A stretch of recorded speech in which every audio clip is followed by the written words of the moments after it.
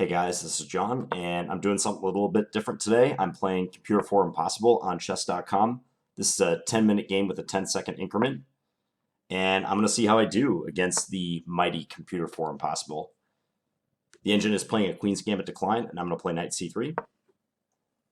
It's been a long time since I played a computer. In fact, I think the last time I did it, it was in a blindfold match. I tried to take on this computer in a blindfold match, and that didn't go so well for me. So I'm hoping that playing with side of the board will improve my chances. I generally don't play against computers too much. I might like practice from a specific position against an engine. That's generally how I use them to train, and on top of simple analysis with an engine. But we'll see how this goes. I know people are always interested in human versus machine matchups. Not that they tend to be that interesting these days, because the top engines are just far and away better than even the best human players. But I think engines like this, where this is a very competitive matchup, I think this is still interesting. Okay, so Black has played Rook e8, and the computer hasn't touched their queen side at all yet, but probably they'll play Knight bd7 and then Knight f8 as is standard. Now, they've played h6, which is a weakening move in these positions. I say weakening because after Knight bd7 to f8, the knight can't go to g6. So it's hard to say if the computer is actually going to execute this knight maneuver. But in my experience, it's kind of nice for white that black has already played h6 because that square is a little bit vulnerable. So I can play knight ge2 or knight f3. Let's play knight ge2. We'll go with this plan. Yeah, and now castle. What's always a little distressing about playing engines is that they respond like right away. So you can see that black already has a nice time advantage. It's like they don't ponder their moves too much. It's just pretty much instantaneous. So this is pretty weird, the knight coming to b6. Typical computer stuff. They don't follow well-trodden paths. So knight b6, I mean, I could try for a usual minority attack by playing like rook b1 and b4, b5. I could also just stick to my central plan. This is the reason you develop the knight through e2. So I could play f3 and e4, just try to advance in the center. And at the moment, that's what I'm thinking about doing. Yeah, let's play that way. And the engine just puts the knight in right on c4. Attacking e3, I can't advance the pawn because of knight e3, forking the queen and the rook. So I'm obligated to trade. Well, I could play bishop f2, I suppose, retreating the bishop and guarding the pawn. But in that case, like say bishop f2, maybe bishop d6, and black is attacking e3 twice with the knight and the rook. I could play e4 after that, and they would not be able to take. So bishop f2, bishop d6, e4. Yeah, if d takes e4, then they would hang the knight on c4. So I have to decide here, do I want to take right away or do I want to play bishop f2? Maybe look to play e4, retain our light square bishop.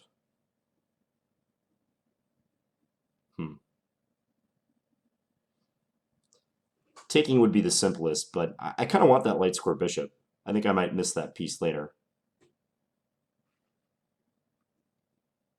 Yeah, let's play bishop f2. So just drop this back.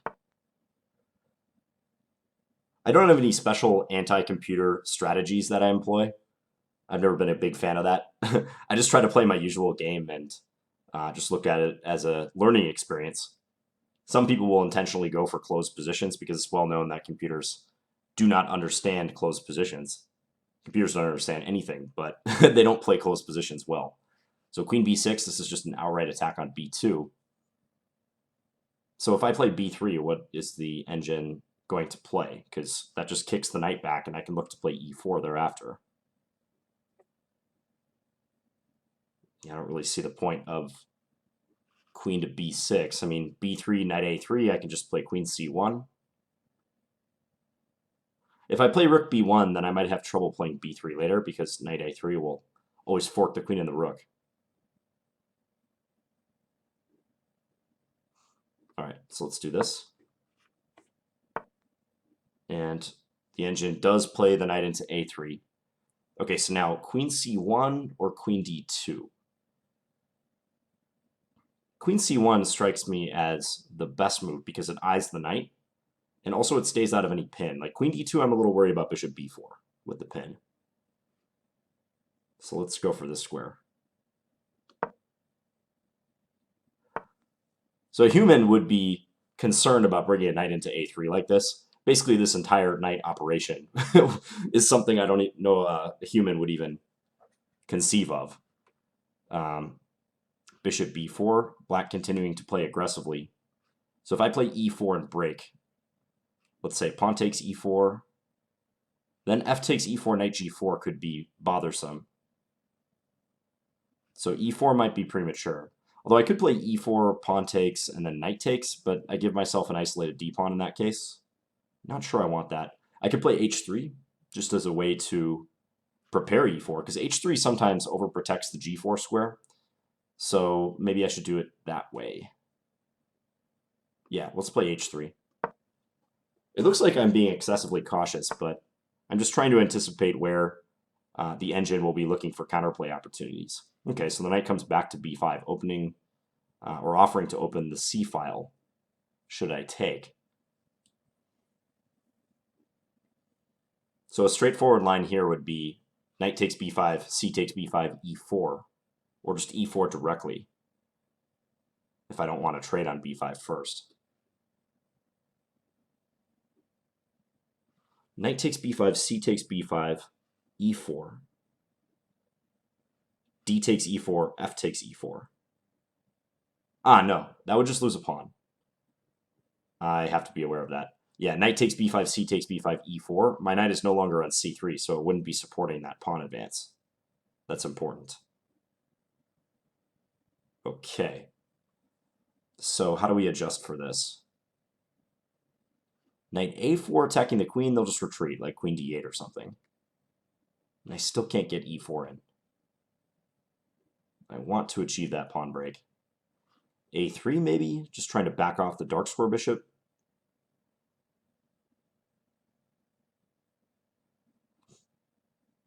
Yeah, I wouldn't be opposed to a bunch of trades on that square.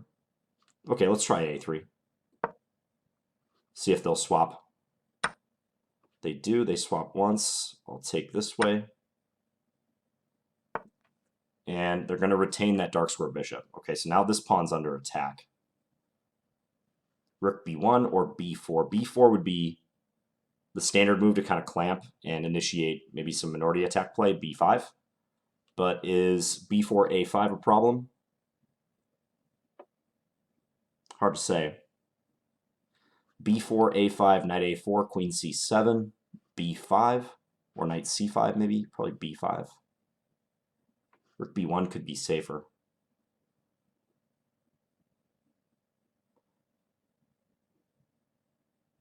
Yeah, rook b1, they can't play c5 because knight a4. So maybe rook b1 intending e4 on the next move. Let's play it that way. Also, like maybe I can play b4 later, and I'll like that. The fact that my rook is backing up my pawn. Okay, queen a5 hitting a3 twice. Play b4. Seems weird to make this maneuver, like encouraging me to play b4. So now if I play e4, what's going on? e4, pawn takes, bishop h2 check. Possibly followed by knight h5. But then I have e5. So e4, pawn takes, bishop h2 check, king h1, knight h5. Normally that move would concern me. But I have e5, always.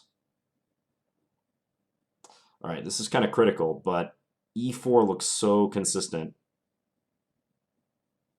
Yeah, let's go for it. Our position has been geared up for this pawn break. Let's do it. Okay, now they drop the bishop back.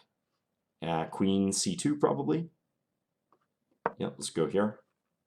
Trying to be a little more mindful of that time because this is the engine is merciless when you get low on time. I mean, it just continues pounding out the good moves. So I don't want to be in that situation. Yeah, this is kind of what I was thinking they're going to go for, trying to get in on the dark squares. That's sharp, because I can take this pawn. If I take there, what are they going to do? Knight g3, take. Maybe they have some compensation, but it doesn't seem like enough. I could play e5, trying to cut off a coordination between the queen and the dark square bishop, but e5, maybe something like knight g3 check or f6 to try to undermine that e5 pawn.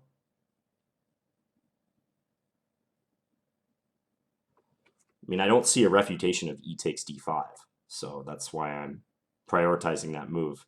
E takes d5, let's say knight g3 check, bishop takes g3, bishop takes g3. Like I said, undoubtedly they have some compensation there, but if I'm careful on the dark squares, I think I should be coming out all right. Any sacrifices on h3? Nah, those can't work. Those cannot work. All right, show me. We're just going to trade. Show me engine. Okay, I'm happy with the trade. I'm up a pawn. Yeah, bishop g3. So knight c7 is not possible. The bishop guards that. Likewise, I don't know that I should take, because taking knight takes g3 check, king g1. Take here, knight c7. It's murky. Murky and possibly not good for me. So maybe king g1? King g1, rook e2.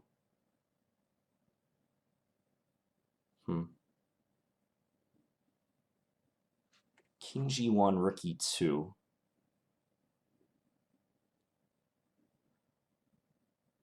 Might be a little hard to free myself. Rook e1 maybe? Rook e1 looking for further swaps. Rook e1, there's this bishop e6 move though. Bishop e6 is coming. I think I want my king off h1. That's what I'm getting at here. Okay, let's do this. Yep, bishop e6. Can't go to c7, so I was thinking just come back here. So we'll play the knight back to safety. If bishop takes, I'm going to take with my king. Yeah, as far as I can tell, the engine is just going to play this a pawn down.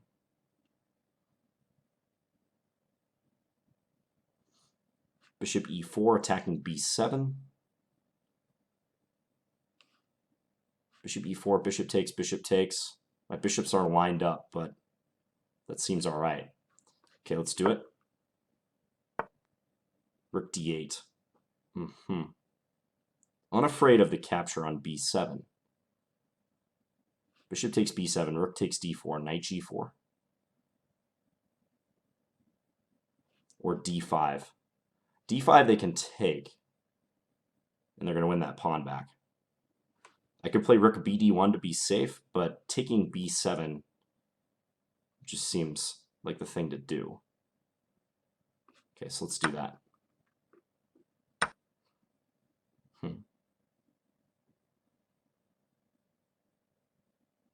So up a pawn, rook fe1, reinforce that knight. If rook d2, maybe knight f1 then. You can also play rook bd1 here and look to trade. Rook bd1. Bishop takes e3, bishop takes e3, rook takes d1, rook takes d1, bishop b3. I have rook d3 holding. Okay, let's come here. 2 minutes remaining. We got that 10-second increment, so that helps. Okay, so more swaps. They're offering more trades. Take d4, rook takes d4. Knight d5. Nah, you get 2 minor pieces, although a7 is going to be hanging at the end. All right, so if rook takes d4, rook takes d4, knight g4. I open up that dark square bishop of mine. Well, regardless, I think I have to trade. So knight g4, or maybe a move like rook e1. There's knight d5 too. That's kind of forcing, but Knight d5, I'm not sure.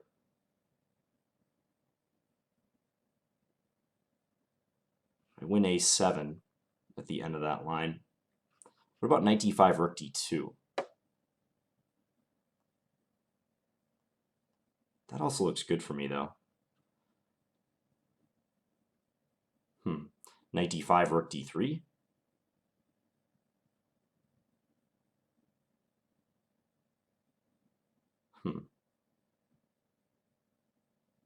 I could also play bishop e4. Bishop e4 might be the cleanest move here. They have rook d2. All right, you know what? I'm going to take a little risk. I'm going to do this. This continuation seems very interesting because I get this a7 pawn at the end of the line. I know they've got 2 minors versus my rook, but winning a7 is a huge plus. Okay, so let's bring this rook into the game with tempo. And also I'm just staring at that knight on h5, and it's so far out of play. I mean, it can come into g3, I guess, but what else is it going to do? That might not have been the most accurate move for me. Because now it might be harder to advance those pawns. Let's come here.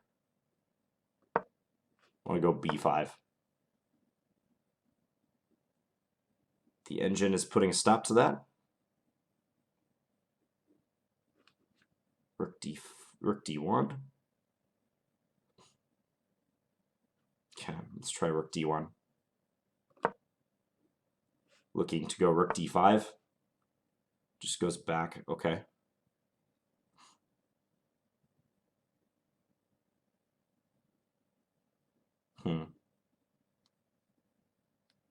I maybe should have taken the chance to play a4. So very low on time. Alright, let's come back with this guy. I'm playing for the win. I just feel that this position is much better for me. It's an ending. Let's give it a check.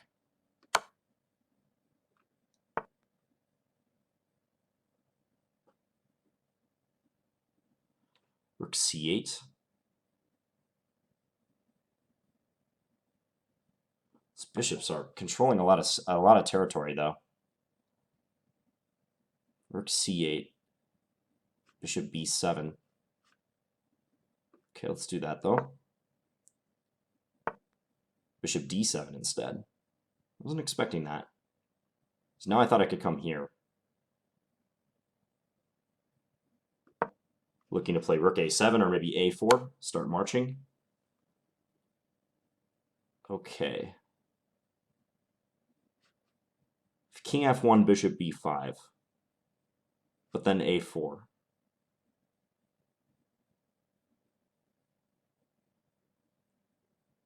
I'm going to come this way. You know, I want to avoid slipping into the mentality of playing different moves, like moves you would not play against a human, playing against an engine. I'm trying to avoid that. Okay, I'm going to go here, just try to gain a little time. Let's give it a check. Then I'll come back here. Okay, so just did that to build up a little time on the clock. This knight is pesky. It's coming to d3.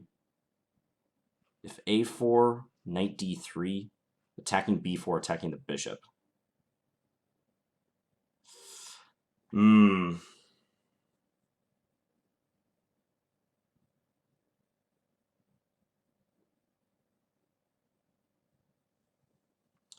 b5, b5, bishop takes b5, rook takes g7. I'm going to try this move again. So low on time, though. Let's see if it avoids the draw somehow. No, I don't think so. All right, b5. If a4, knight d3, a4, knight d3, forking these two. And I don't like the look of bishop c5 because they can take and my pawns get separated. So b5 is like the only way to try to play this for a win. All right, you know what? Let's see what happens. I'm just going to hope for the best here. I want to see, honestly, how this game turns out. Like, maybe taking a draw is technically the correct thing to do there, but it's pretty lame. It's okay, so let's do this. Looking for a swap. So tough playing against an opponent you know will like never blunder. Never tactically blunder. Let's come here with the rook.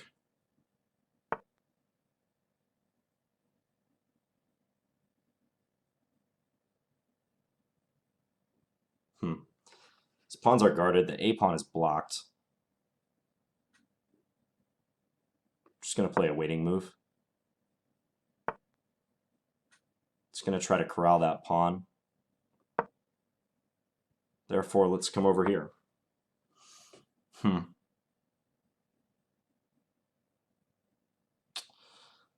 Just don't see a good way to make progress. That bishop controls so much territory.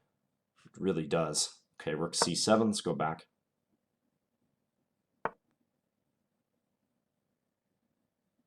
Because bishop takes a3 is technically not a threat, because I have rook a7 after that. All right. I think I'm going to take the draw this time. I took a little risk. Yep. All right, game drawn. I claimed it. Very interesting. Okay, let's go back and take a look. So we had a Queen's Gambit declined with an early h6 for black. Like I said, I think black should not play this move. I think it's better to wait on that one. So bishop h4, bishop e7, bishop d3. All of this was normal. So here white has a choice of where to put the knight. I played a few games recently featuring both of the knight moves. If you follow my standard game category, there's one game I posted against Wolf Law the other day that was very interesting. It actually went to a pretty instructive rook ending. And there's a game that I'm posting in about a week as well with a similar structure. So yeah, and then this knight b6 move, like completely a computer style move. Because most everyone and their mother plays knight f8 and goes through the king side. That's part of the reason why black plays rook e8 here, is to prepare knight f8. But yeah, knight b6, interesting. So I played f3, knight c4, bishop back to f2, just guarding e3. I didn't see a real compelling reason to take on c4 quite yet.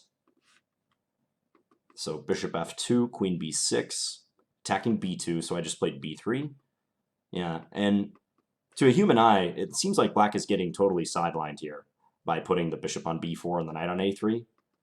But the computer has calculated that this is not a problem. These pieces aren't getting trapped. Maybe it sees it as a good prophylactic measure against e4. Because I mentioned I could play e4 right here. But after d takes e4, if I want to keep my pawns together, which is the entire point of my play like this, then knight g4 bothers the bishop on f2. So attacks that piece. So let me go back to that position. So therefore, after bishop b4, I played h3 over protection, idea to rule out knight g4 and thereby prepare e4. And then knight b5, a3, take, bishop back here. Yeah, I almost had a hallucination. I was thinking knight takes b5, c takes b5, I could play e4 and achieve the desired pawn advance in the center. But clearly, if I do that, I only have two defenders, the bishop and the pawn, and they have 1, 2, 3 attackers. So they could take and they'd be winning a pawn, like so. So that was out of the question. I'm glad I caught myself there before I made a counting mistake. So I played a3, then knight takes c3, knight takes c3. The computer preserved the dark square bishop. I played rook b1, just guarding b3. Queen a5. Again, a move that to a human looks kind of ridiculous, because in playing queen a5, they encourage me to play b4, which is a standard move for white in these positions. And then they drop the queen back to c7.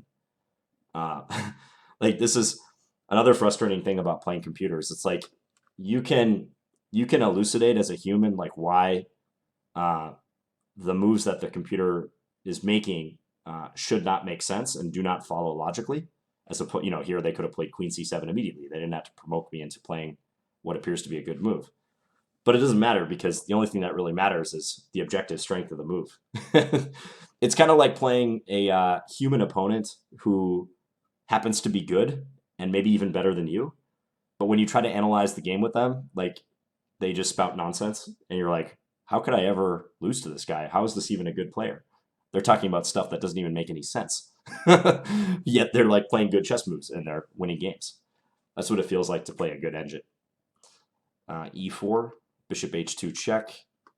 Yeah, so they throw in a check, forcing the king to h1, and that's important because when knight h5 comes, they're going to be threatening knight g3 with check all the time. So I finally get this e4 move in, but I knew I was going to have to fade some pressure on the dark squares. Bishop h2 check, king h1, bishop f4, queen c2, knight h5. Yeah, and this appeared to win a pawn for me. I mean, take, and actually it did win a pawn. We trade queens, bishop g3, so I still have to be careful. I am up the d-pawn, but they're getting bishop e6 in very soon, and aside from being down a pawn, they do have some activity with their pieces. And again, note here, I cannot play knight c7 because the bishop is guarding that square. Nor do I think I can take here. Knight takes g3 check. So king g1, bishop e6. I played the knight back to e3. Possibly in this stage of the game, I played a bit too safe. It's hard playing an opponent, as I was saying during the game, that will not make tactical mistakes because you like naturally will start giving them credit for things. Like, I don't know, let me try to find an example coming up, but like against a human opponent, I might be skeptical of like the way they're handling this position, having given up the d-pawn here, like maybe the assessment of the resulting endgame. But I know like since the computer is going for it, it's never not that bad for them. It's always like a reasonable option, unless I start to clearly see that I'm winning. But as long as the game remains like somewhat close, there is some rhyme or reason why the computer's doing what it's doing. And it's a mentality I'm going to try to break when playing against a computer like this, but I'm going to try to not to give it too much credit, basically, especially when the game becomes sharp. So here I played rook bd1, offering a trade of rooks. And I did get a pair of pieces off the board, keeping my pawn advantage. This was a very interesting moment. So when I played knight d5, I would feel a lot more confident playing knight d5 against a human. Because I just feel like this endgame that we reached is incredibly difficult for black to defend. I mean, I've got two pawns that are ready to march. I might have missed my moment, though, to activate those pawns. Like here, I'm not sure why I didn't play a4 or b5. If b5, maybe they can play bishop c4, forking the rook and the pawn. But actually, b5 here, here. It somehow feels like I should win with my b pawn. Let's say here. Yeah, here, rook b4. They have to move the rook, or they have to move the bishop, rather. Yeah, and my b pawn should just be rolling. But I just played a natural move instead. I played rook d1 here. Likewise, a4. I think a4 would have been good too. Because after this, I had trouble getting the pawns off dark squares. So let me get back to that position. So right after f6. What f6 does, I'm not so sure. Maybe prepares the king to come up on a light square. It's kind of a casual move in the face of two pawns that are connected and advancing on the side of the board where he has no pieces. So I'm not sure why the engine would play f6. Moreover, I think I was a little hesitant here and didn't start advancing my pawns. I don't see like a tactical refutation for that. It might be harder later to advance the pawns. Like if I play b5 and then b6, like I can't really play b7 quite yet because the bishop controls that. So I'd have to include my a pawn or somehow get my rook in. So I played rook d1 just on general principles. I want to activate this piece and attack the bishop. But very possible it's a mistake because now after bishop b5, he's frozen, or it has frozen the a4 and the b5 squares, and I'm going to have a hard time advancing these. So rook d1, rook here. I played rook b1, trying to go b5. The engine put a stop to that. Here, back, here. Yeah. And after bishop f2, I was losing a little bit of confidence in my ability to win this position, because I saw that it would not be an easy task. trying to get those pawns going. Yeah, and these bishops control an annoying amount of territory. Again, king h1. I definitely think king f1 makes more sense, but I was worried about bishop b5, trying to like skewer my king, and then maybe even with my king in the center, there might be some tactical opportunities at black's disposal. Possibly I'm seeing ghosts here, though. King f1, bishop b5, maybe I can always just sidestep with king e1 if necessary. So king h1, knight c1. Would have been interesting if they played knight g3 check. But I think in that case I can trade on g3 and start marching my a pawn. Trade and play a4. I really want to get that a4 move in. So they played knight c1. I pinned. But now the trouble was, with this knight being so active, if ever I play a4, knight d3 is going to be the answer. Attacking this and this.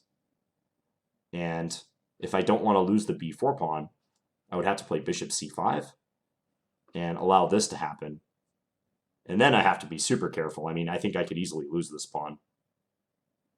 Maybe I have rook c7. But that loses the a pawn. Yeah, so I didn't want this to happen when I was under a minute on my clock. Hence, I tried to play it safe and just keep those pawns. So knight c1, I played rook a7, repeated a little bit, just a method to gain a little bit of time, and then played b5. Because if I can't move the a pawn for fear of weakening the b pawn, at least I can do this, knowing that g7 will be hanging. And I think the engine correctly took it. If it doesn't take, then I get a chance to play a4. Maybe knight d3 could be played, but I guess I have bishop d4. So they took it, I took g7, but now I think my winning chances have been significantly decreased because I don't have two connected pawns anymore. Yeah, and this bishop, controlling a7 and controlling this pawn, just really making itself felt. I think it was correct that I didn't push my luck here and go for the win. So I'm going to take a look at this. I'm going to maybe post some further analysis to this. These are just my after-game thoughts, my post-mortem